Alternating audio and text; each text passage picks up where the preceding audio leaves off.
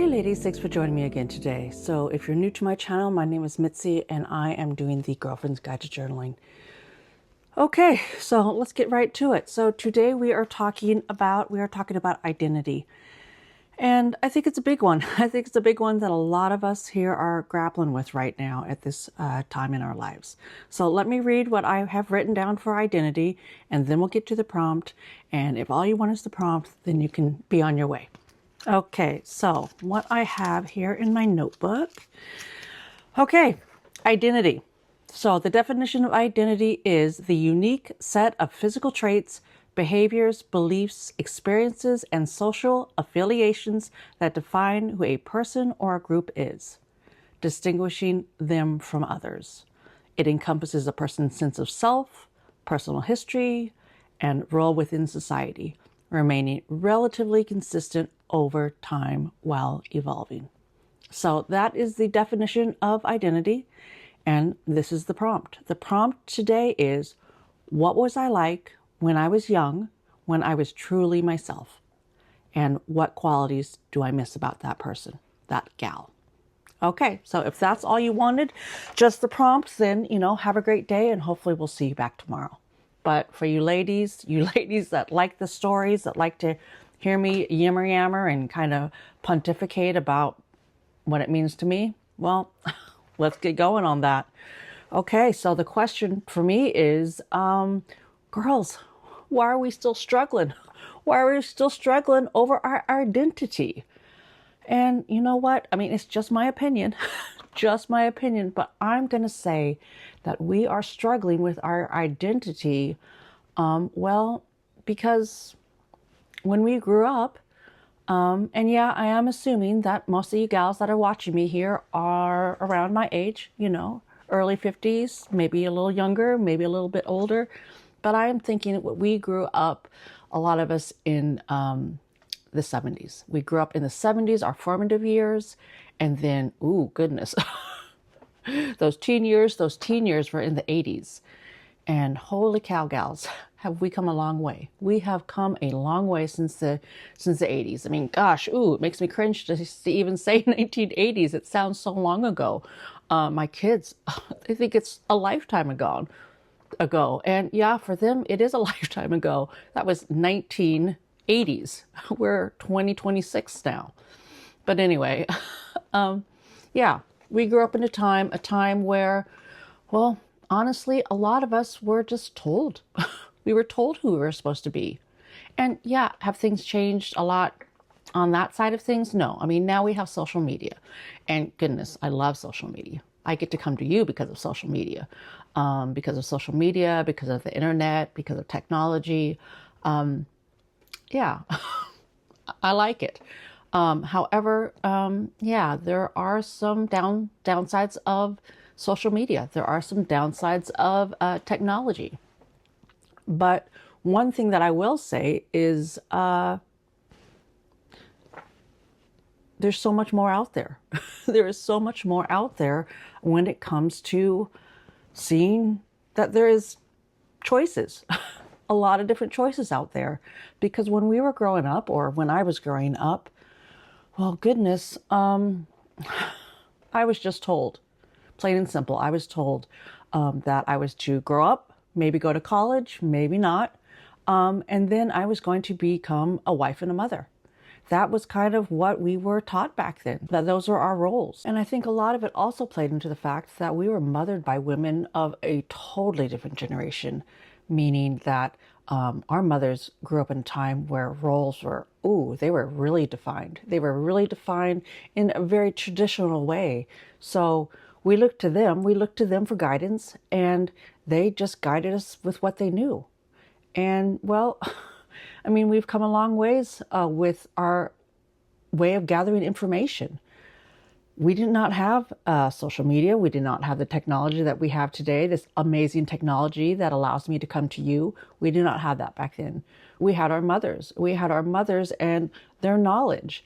and they had their knowledge from what they got from their mothers. And gals, life has changed a lot because we have so many different avenues of where we can gain knowledge from. I mean, I'm coming to you off of my computer. I'm sitting in a corner, just, giving you my perspective of, these different things. Today I'm talking about identity. Yesterday I was talking about connection.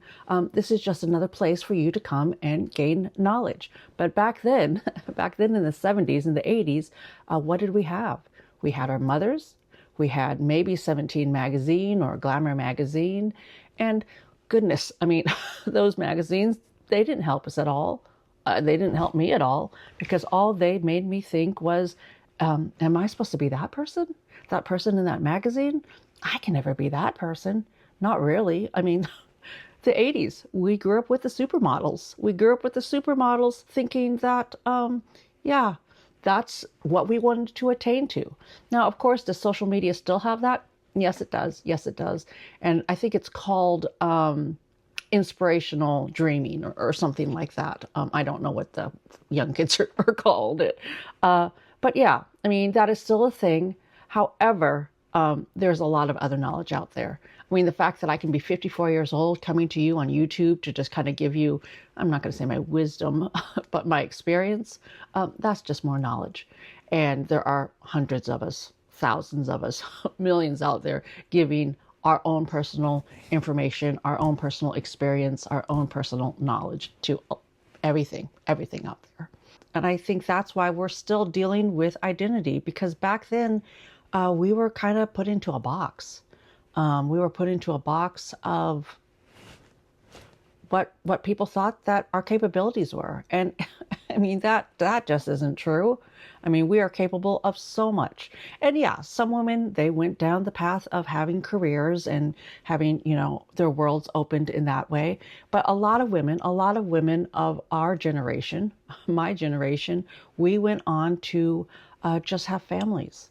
And goodness gracious, I mean, that's a whole other topic in itself, isn't it, gals? Because even if you had the opportunity or had the gumption or the desire to really work and find your identity, when you were younger, then we went on and had families, and we put everything we had into those families. And yeah, rightfully so. We all wanted to be good mommies. But gosh, I mean, over the years, I lost any identity that I might have actually had when I had children. And yeah, I understand everyone here might not have children, but I think that a lot of us do. And a lot of us are struggling right now, because we're trying to redefine ourselves. We are trying to redefine ourselves at this juncture of our lives. Because girls, I'm just going to say it. Menopause. It is, I was going to say, well, I guess I'll say it. It is a mind fuck. I don't say that word very often here, but there is no other way that I can really, really put that exclamation mark on the fact that, goodness, I am struggling. I am struggling emotionally through menopause. And yes, they say that menopause, mentally, emotionally, is kind of the circular motion of what we all went through when we were at the very beginning of puberty, of adolescence, where you're just really questioning, with your identity, who you are, what you're going to become. And now, girls, I am struggling again. I am struggling. I've been struggling for about 4 years now. Ever since I turned 50, I have been struggling with redefining myself. Because really what I'm wanting is I am wanting my inner self to reflect my outer actions. That's what I'm wanting.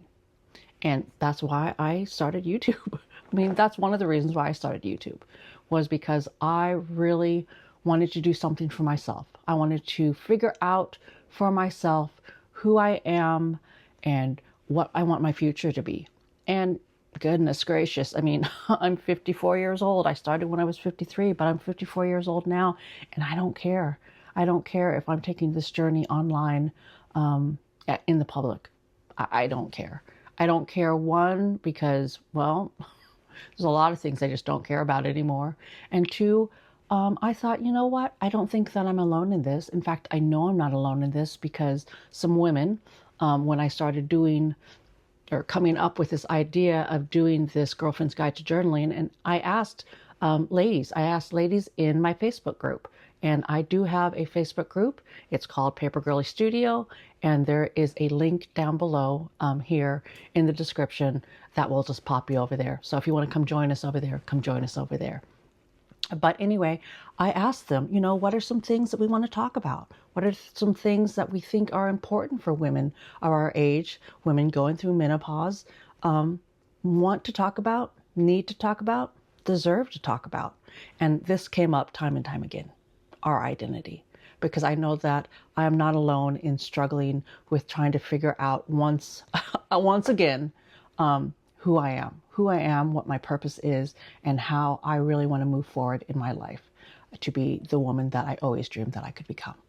So, okay, that's my spiel on identity and why perhaps we're struggling. Perhaps you're here struggling right alongside me. And so, okay, well, let's get to personal story time. Well, for me, I touched on it last time, yesterday in yesterday's video, that I am an immigrant. I am an adoptee, an American adoptee, Asian American adoptee. So for me, my identity was twofold. I mean, it was a whole bucket full of, it was a mess. My identity was a mess, and I really struggled a lot trying to figure out who I was when I was young, when I was going through, you know, adolescence, puberty the first time around. So yeah, I mean, things have changed. Like I've said before, things have changed. Society has changed a lot. And goodness gracious. Now, I don't know about where you live at, but around where I live at in the Pacific Northwest, specifically the Seattle area, Korean barbecue, oh, it is the jam. It is everywhere and anywhere, and I love it. I love it. It's so yummy. And then, of course, there's K-pop and K-dramas on Netflix. I mean, Asian culture is everywhere. But when I grew up, there wasn't a lot of Asian culture, at least not where I grew up. I grew up 80 miles north of Seattle. And you would think, you know, you would have thought that maybe we'd have a little bit up there just because of, you know, the vicinity. And there is a lot of Asian culture in the Seattle area. However, that was not the case for me. That wasn't the case for me. I went to school with, I want to say there were 10 of us, 10 Asian Americans, elementary, middle school, all the way through high school. I think maybe 8 of those were girls. And the girls that were Asian came from Asian families. So again, twofold, threefold, I did not come from an Asian family. So I did not have any Asian culture. I grew up in a very typical, you know, Midwest. They came from the Midwest. Well, my dad came from the Midwest. My mother came from California, but very Midwesty-like traditional upbringing. So there I was lost in my identity. Like I look the way that I look. I don't necessarily fit in with the people that look like me. I don't look like anyone in my family. And because of the time, because it was not a cultural thing that was well known out there like it is today, my parents had very, very, very little knowledge of Asian culture. So as I got older, I really kind of struggled with that. At first, you know, no problem. You're a kid and you're just, you know, easy breezy, having fun, just living life and enjoying your friends and all that kind of good stuff. But I think it doesn't matter. It doesn't matter, you know, what you look like, who you are, who your parents were even. You get to a stage in your life where you're just questioning. I mean, that's a big part of what adolescence is questioning who you are. And so I struggled with that. I struggled with that a lot. And goodness, it put me into a deep, dark depression for a couple of years because I was really wondering, who am I supposed to grow up to be like? Because I did not have role models in that. I did not have, well, I didn't see anyone that looked like me on TV, that's for sure. And well, if I was going to want to try to be someone, I was going to try to be Laura Ingalls Wilder, because I loved Little House on the Prairie. But goodness gracious, I knew that wasn't going to happen. One, because of the time that I lived in, and two, because goodness gracious, did I really want to be living on a farmette out in a prairie, slopping pigs? Not really, but it was just, something that I was into. I'm still into it. But yeah, so I had no idea, absolutely no idea. And I think it's funny because I often tell my girlfriends, I'm like, goodness, if I had seen Sex in the City when it actually first aired, I'm not talking about that reboot, that crazy reboot. Don't get me started on that. I'm talking about the original Sex in the City. If I'd had cable back then and had been able to even just see that there were other options out there for me, my life would have been totally, totally different. Now, has my life turned out great? Yeah, it's turned out pretty great. But goodness, it's been a journey. It has been a journey. A lot of that I'm going to share here this week, or this month, basically probably for the rest of the time that I'm on YouTube. But yeah, I mean, I grew up in a time where I was told that this is my path, but at the same time, I didn't even have an idea of what the end game was for that path, because I did not have,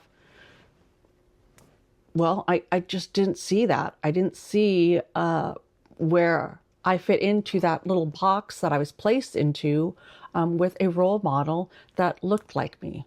So yeah, that's my story. That's why I've dealt with figuring out my identity all of my life. So ladies, let me just finish by saying, we're still navigating through life, but wouldn't it be nice if you could navigate it knowing who you are? Wouldn't that be nice to finally understand, who am I? And what really brings me joy? What really brings me fulfillment in my life? As I'm transitioning, still navigating, but transitioning into this next stage of life, I think that would be fantastic. And I know that I want that for myself.